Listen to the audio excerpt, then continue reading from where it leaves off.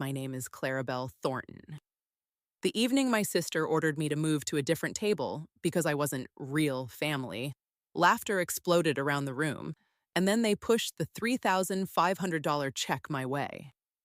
I settled it quietly, fingers trembling, but deep down, something inside me broke for good. The chime of cutlery and muffled chatter filled the dining room. Yet after Elaine's sharp words sliced the air, it all melted into a dull, empty drone for me. My chair dragged gently as I rose, trying hard to hide the shake in my legs. I took those few steps toward a lone table by the bar. Every heel click echoed with hushed comments and stolen looks from nearby diners who'd caught enough to understand the shame. I sat by myself, hands clasped in my lap, feeling their stares press down heavier than the glittering chandelier overhead. From there, I could still hear them, Victor bragging about his latest deals, Harold laughing at the same tired anecdote, Margaret complimenting Elaine's choice of vintage. Their chuckles rose again as if banishing me had been mere amusement. When the main courses vanished and dessert spoons tapped porcelain, I braced for the last jab. The waiter came over, pausing a beat before setting the bill before me. My gaze fell to the total, $3,500. A quick inhale stuck in my throat. Elaine reclined, smirking on purpose, and purred in a tone laced with poison. Go ahead, Clarabelle. Think of it as a small thank you for all those years we let you stay under our roof. My hand quivered as I slipped the card into the leather folder. The signature came out uneven. I managed a tight smile for the waiter, hiding the heat of humiliation climbing my chest. When I returned the folder, I sensed something solidify inside me. That instant, their laughter, the enormous bill, the victorious glint in Elaine's eyes, carved itself into me like a permanent mark. I left their table with chin lifted. But inwardly, I carried a promise as jagged as shattered glass. They would never again get to define my value. I grew up surrounded by constant proof that I didn't fit. For Victor's 16th birthday, the driveway sparkled with a shiny new car while neighbors oohed. Meanwhile, I walked miles to school in leaky shoes. Elaine received dresses folded in crisp tissue, vivid and pristine, while I wore hand-me-downs reeking of storage and damp, threads fraying before they reached me. Whenever I dared ask about studies or dreams, the reply was never support. It was a curt, "Be thankful you even have shelter." If not for Eleanor, I might have swallowed their version of reality. She was the sole person who truly saw me. The only one who showed up at my graduation, placed a book in my hands amid the gym chaos, and spoke firmly. You don't wait for permission to have worth, Clarabelle. You create it yourself. Those words rooted in me, outlasting every slight. Eleanor seldom challenged the family's harshness outright, but her watchful eyes were constant, keen, recording each hurt. Her steady gaze alone assured me I wasn't inventing the pain. That restaurant night, I planned to vanish quietly after paying. The embarrassment felt total. Escape was all I craved. But then Eleanor's chair scraped, silencing the room. She rose, feet planted, voice carrying to every corner. I refuse to watch you tear Clarabelle apart any longer. Conversation halted. Forks hovered. My heart squeezed as she pulled an envelope from her purse, official seal gleaming. I signed a new will yesterday, she announced. Every asset, every business, every share now belongs to Clarabelle. None of you inherit a cent. The statement hit like lightning. Victor's glass tumbled and shattered. Elaine's mouth dropped, face contorting in shock. Harold and Margaret turned ashen. My pulse thundered, body struggling to contain the jolt. In that elegant space of crystal and candlelight, it transformed into an arena, and I was no longer shoved to the margin. I stood at the storm's heart, decades of pressure finally. Eleanor's declaration ignited like wildfire. Within days, my phone overflowed. Victor's messages started as veiled warnings, then turned to blatant blame. Elaine's replies oozed disguised fury. One night, Victor's voice sliced through. Clarabelle, this farce won't stand. We're suing. Haven't you humiliated us enough? Now you want to steal from us too? Alone in my Portland flat, streetlights striping the walls, the accusation stung. Not from surprise, but from the old role of scapegoat suddenly spotlighted as villain. Tabloids jumped in fast, covers blared, adopted daughter seizes fortune, and angel or opportunist. Photographers snapped me at the market, leaving work, each shot twisted to fit whatever tale suited the clicks. Then the real hits. Victor hired a PI to dig into my history. Elaine appeared on television, voice cracking theatrically, claiming I'd preyed on Eleanor's vulnerability. The host sympathized, viewers murmured pity. From my couch, I watched myself cast as the antagonist in their scripted drama. But the shift I never saw coming arrived one afternoon. Eleanor called me to her study beside Lake Oswego. Documents covered the desk. She passed me the folder. Clarabelle, look at this. Harold and Margaret didn't merely mistreat you, they stole from you. $600,000 your parents set aside for your care and schooling. They spent every cent. I scanned the records, breath-catching. Victor's elite tuition, Elaine's trips abroad, home upgrades, all siphoned from my fund. For years, I'd questioned if I was too sensitive, if the hurt was exaggerated. The numbers proved otherwise. I hadn't just been unloved, I'd been robbed from the day my parents passed. Next morning, I sat beside her. Her teacup shook slightly. Her voice had grown thinner. I finally asked the question burning all night. How long have you known? A heavy sigh. 2 years. I had my attorney look quietly. I needed evidence before acting. Clarabelle, this was never only money. It was how they exploited you, built their comfort on what belonged to you. I won't leave this earth letting that falsehood stand. Her eyes, tired yet fierce, held mine. The doctors say stage 4 pancreatic. Time is short. But before I go, I want justice for you. The words struck deeper than any insult. Relief that she'd always known crashed against grief at losing her soon. She took my hand, grip weak but resolute. We'll do it together. A press conference. Every paper, every proof, public for all to see. You stay silent no longer. I looked at her, fragile yet unbreakable, and felt a spark. After decades, hope edged out the hurt. This time, the world would hear my side. This time, truth wouldn't bend to them. Rain tapped coldly that morning as Eleanor and I entered the crowded room. Cameras flashed like threats. Mics strained forward. I sat close while our lawyer displayed the files, bank trails, notarized movements, medical notes confirming Eleanor's clarity.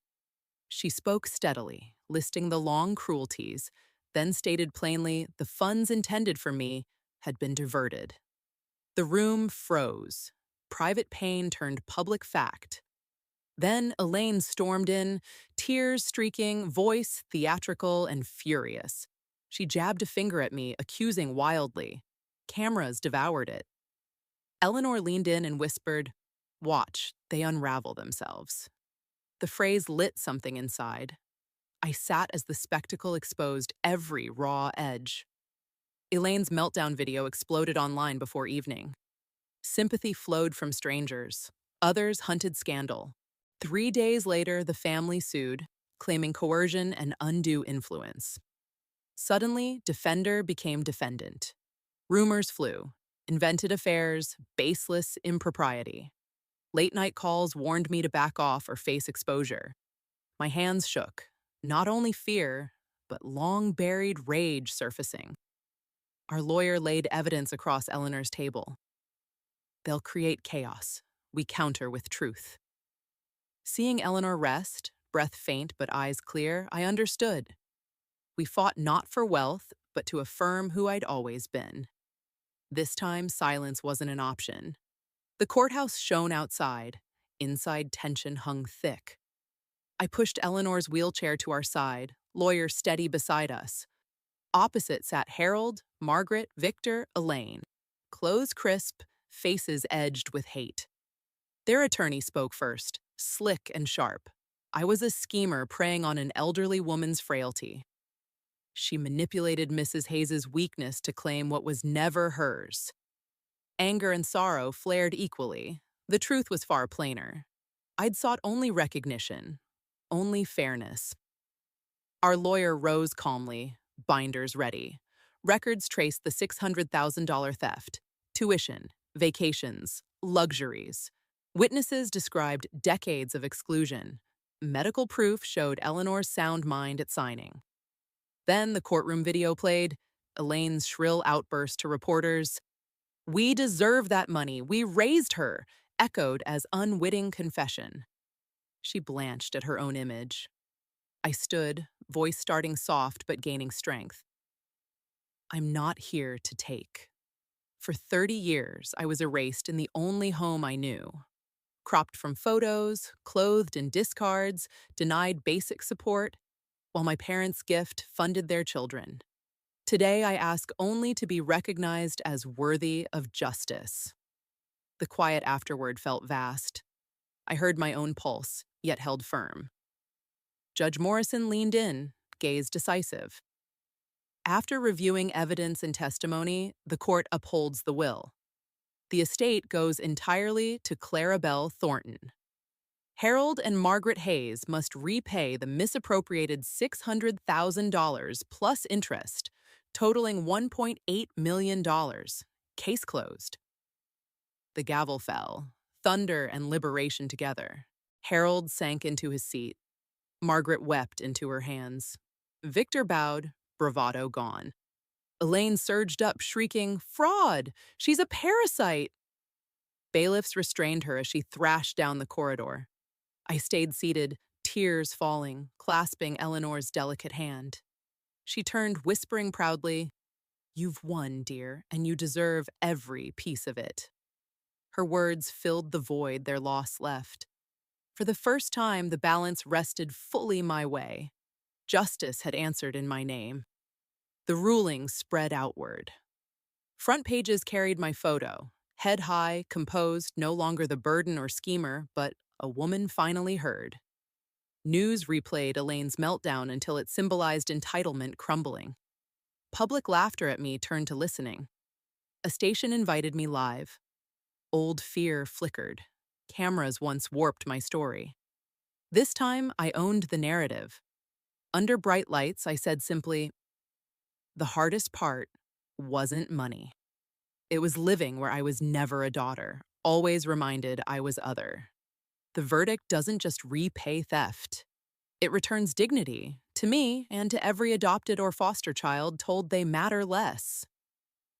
Silence hummed, then applause swelled through the broadcast into homes. Messages flooded from adoptees, foster kids, people long unseen. Thank you for voicing what we couldn't. I left that studio lighter. A decades-old burden had lifted, not by erasing the past, but by naming it and refusing silence. Weeks blurred with papers and headlines. Yet privately Eleanor weakened, steps faltering, breaths shallow. I stayed at her bedside, lavender scent soft around us. She slept more, but when awake, her eyes still burned. One night she took my hand, fingers cool. Clarabelle, never let them label you. You are my true legacy, not the fortune, but the courage you found when they wanted you quiet. Tears came as I leaned in, breathing her familiar silver scent. I promised to carry her words, to honor her with the life I'd shape. Days later, she drifted away peacefully, hand in mine, face calm. Grief ripped through me, raw and deep, yet stronger beneath beat gratitude. She'd left more than assets. She'd given strength and freedom to live defined by my own endurance, not their cruelty. A year on, I stand in the glass atrium of the Eleanor Foundation, the nonprofit I founded in her name to shield foster children discarded as I once was. Walls hold photos of hopeful young faces. Headlines now call me a leader who forged legacy from pain. My former family scattered. Harold and Margaret in a small flat, Victor's marriage broken by debt, Elaine bankrupt and disgraced. She emailed once, pleading forgiveness or funds. I deleted it. Stepping onto the balcony, Portland's sunset warms me. Eleanor's voice returns gently.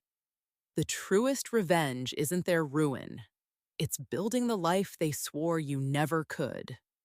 And I have. A year had passed since the courtroom gavel fell, and the city no longer whispered my name behind cupped hands. It spoke it openly, with something close to respect.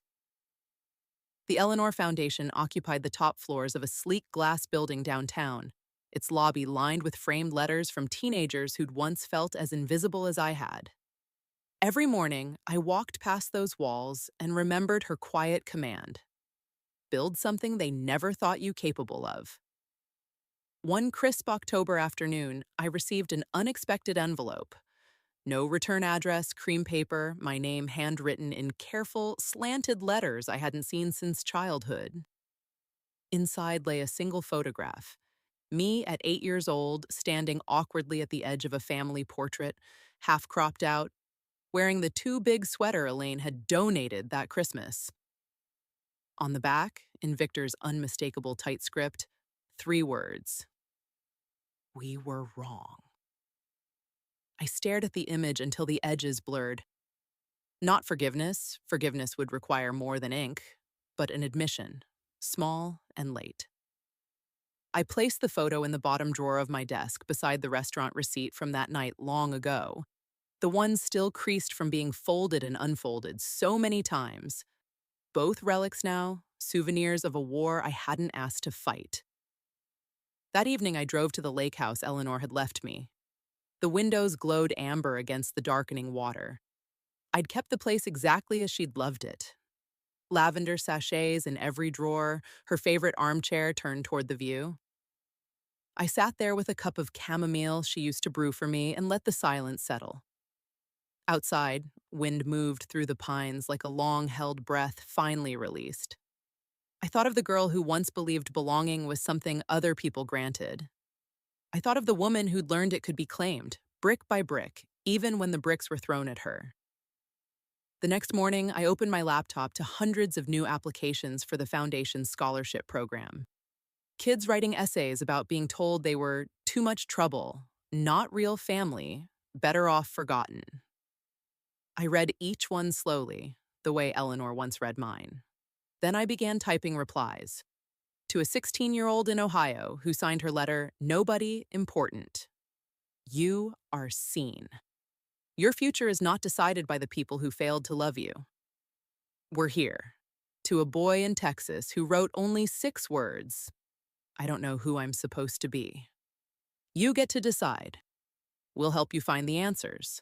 Line by line, name by name, I answered. Not out of pity, but recognition. Their stories echoed mine, and in echoing, they grew quieter. Not because the pain disappeared, but because it finally had company. Later that week, a journalist asked for an update interview. I agreed, but this time not in a bright studio under lights that felt like interrogation. We met on the Foundation's rooftop terrace. Portland spread below us in soft autumn gold. She asked the question everyone still circled. Do you ever regret what happened? The money, the scandal, the broken family ties? I looked out at the skyline, at the bridges I used to cross on foot when I had nothing but determination and sore feet. Regret, I said, would mean wishing I'd stayed small so they could stay comfortable. I don't. What I regret is the years I spent believing their version of my worth. The rest, the trial, the headlines, the money, was simply the cost of rewriting the story. She nodded, pen still. Then she asked the one question that mattered most. What would you tell the version of yourself who paid that $3,500 bill in silence? I smiled, small, steady, the kind of smile that no longer needs permission. I'd tell her, keep your head high when you walk away. The table they pushed you from was never the only one that mattered. There's a bigger one waiting, one you'll set yourself. And when you do, make sure there's a chair for every kid who's ever been told they don't belong. The wind carried my words across the river. Somewhere below, life kept moving. People laughing in cafes, cars crossing bridges, strangers becoming families in ways no one could predict. And for the first time in decades, I felt the weight of the past loosen its grip. Not gone, but carried differently. Lighter. Purposeful. Mine. I turned back to the journalist. Shall we keep going? She smiled. Only if you're ready. I've been ready, I said, for a very long time. 2 years after the foundation opened its doors, I received a call I never thought would come. The voice on the other end was hesitant, almost fragile. Victor's ex-wife, Lena. She didn't ask for money. She asked if she could bring her daughter to see me. She's 14 now, Lena said quietly. She read everything online. She keeps asking why her father never talks about his sister. I think she needs to hear it from you. I agreed to meet them at a small park near the river, neutral ground, no cameras, no expectations. When they arrived, the girl, Sophia, stood half hidden behind her mother, dark hair falling over eyes that reminded me too much of my own at that age. Watchful, uncertain, searching for proof she mattered. We walked along the path in silence at first, leaves crunched underfoot like old letters being torn. Finally, Sophia spoke, voice small but steady. Did you hate them? After everything? I stopped and looked at her, really looked. Not as Victor's daughter, not as another piece of the family I'd left behind, but as someone asking the question I once asked Eleanor in the dark. I hated what they did, I answered. Not who they were born as. There's a difference. Hate can eat you alive if you let it stay too long. I chose to build instead. She nodded slowly, as if testing the weight of the words. Dad says you won because you lied. That grandmother was confused.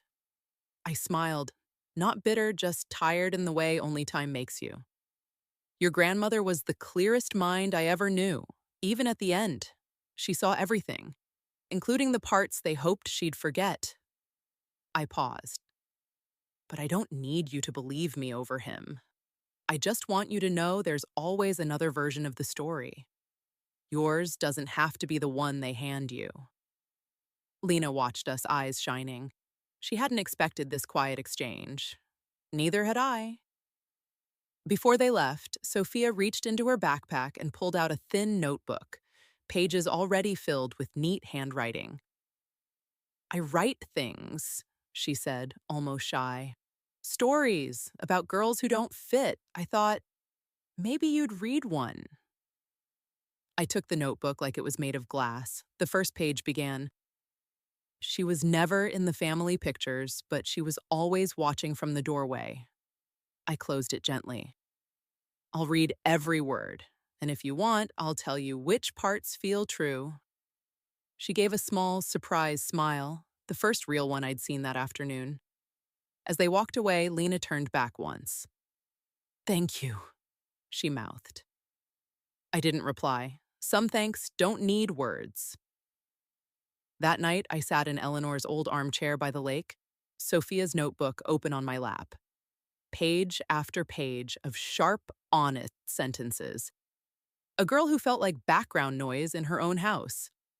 A girl who learned early that love could be conditional.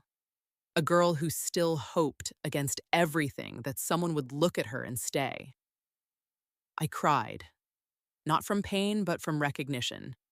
From the strange mercy of seeing my younger self mirrored in someone else, and being able to offer her the sentence Eleanor once gave me. The next morning, I emailed Sophia back. Your story is powerful.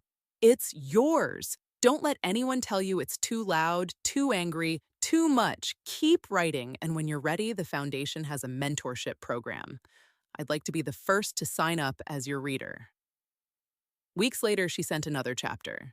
This one ended with the girl in the story stepping into a room full of light, not asking for a seat, but pulling up her own chair at the head of the table. I smiled through tears. She was already rewriting her ending. And somewhere, in the quiet spaces between what was and what could be, I felt Eleanor nod approvingly. The sweetest revenge, she used to say, isn't destruction. It's creation. It's showing the next girl that the table is big enough and that she belongs at the center of it.